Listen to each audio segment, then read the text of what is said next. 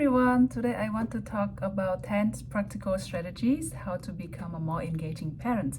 I've been doing this for my daughter in my parenting journey. I've helped other family to use it effectively, especially if you are doing homeschooling or when you are having a hard time giving your child instructions. So this is something that will be helpful, and I hope you can use that in your day-to-day. So first, the first thing I want to mention is use picture. When you give some guiding to your child, you can try drawing or sketching as you are talking, because the right brain instantly would work well with images.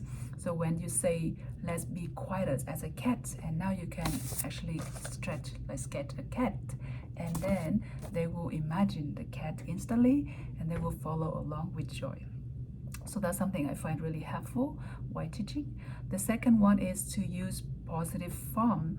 By that I mean we tend to say don't and not too often, but the right brain, especially for young children, they don't associate, they cannot imagine the negative. Instead, they only remember the positive things.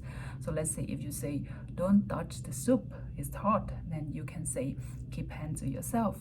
Or you can say instead of saying don't walk on the street, you can use walking on the sidewalk is safer.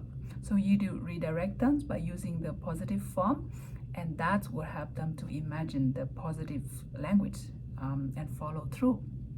Now the next thing I want to mention, third, is singing.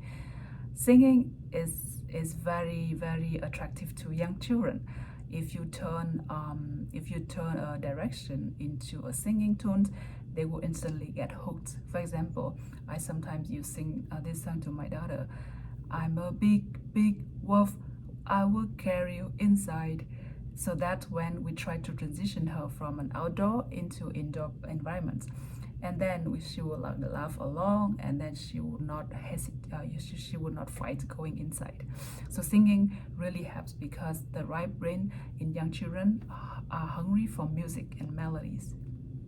The next thing I want to mention, the fourth, is adding some fantasy.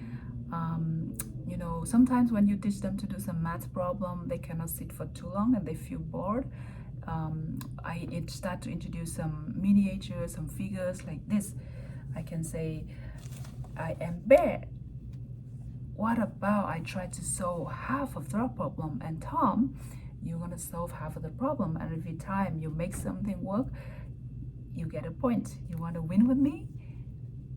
You want to win the bear? So we try to introduce some fantasy into the story and the guidance in order to help them play along, because they like the game, so they will involve, or highly will involve. The fifth is to be funny. I think this sense of humor wins everyone, not just young kids, right? So if you use your silly jokes or funny faces or funny action or movement, you can instantly get them hooked. The right brain gets easily with when you are being creative, when you use your sense of humor. It will get your child excited and they will follow along.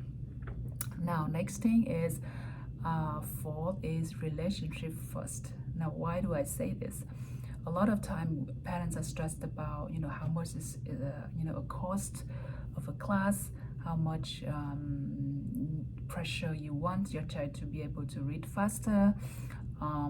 That pressures really take away the joy, and then when your child can feel it actually fights back, right? So we want to build up the bonding, the relationship, and the trust with children first before we can expect anything. So I try to tell parents that trust the process, trust your child, that they are soaking in, and enjoy the games, follow their lead, right? Make sure that we tap into we give them with love, and when they know that they are loved and cared, the learning path will open in their brain, and that's when nothing can stop them from learning. So always trust the process and put relationship first. Follow along the games, enjoy the flashcards, the songs, and make learning fun for them. The next thing, the third things, is communicate your love. A lot of time, sometimes we grow up and our parents doesn't say I love you often. But kids want this. They want assurance. They want feeling safe, and they want to hear how much you love and care for them. So there are 3 ways you can do this. By verbal saying I love you, by visual way like giving them hugs, eye contact, or smiling, or some touch. Like I normally try to hug my daughter a lot. Minimum guidance is 8 hugs per day, and you can hug and saying love as much as you can, right? There's nothing too much love here. So communicate your love is very important, and in some culture it can be something difficult for parents or children to express their love, but this is very encouraged in order to open the learning pathway in children. And then the second tips, the second from the last one would be matching your words with your thoughts. So here's the thing, the right brain can process and understand frequencies. When we are saying something that is not true, that our children can sense it, and they feel confused. Let's say if you say I'm proud of you, but then in your tone there's some doubt about it, you're being skeptical, then your child definitely will not get the message. So the key thing here is that match your words with your thoughts, so that your child will feel that what they are getting is a very clear signal. They trust their instinct, they trust their intuitive reception, right? And then because they feel safe and confident, they will become great leaders tomorrow. The last one is, you might not believe it, but hold the high image of your child. By that I mean you need to really visualize a successful, smart, and confident child in your mind, and you send that image to your kid. Do you believe he's a genius? Do you believe he can do anything? Do you believe that he can learn many languages? Do you believe that he can learn piano easily? So send that thought to him, right? Send that thought to her, because if the moment you start to believe that he is a genius, you will achieve it, and he will sense it, and he will make it's a very successful story for you. So always hold the highest image of your child, and then they will be successful. Oh, the one thing that I did not mention here is that try to optimal the time. That's when the right brain is the most active. So by that I mean when kids are more relaxing, when kids are in the sleeping mode, for example, that's when the right brain are actually active. This can be before, like early morning time, before nap time, when they're sleeping. It's very effective when you try to have them get rid of one bad habit. For example,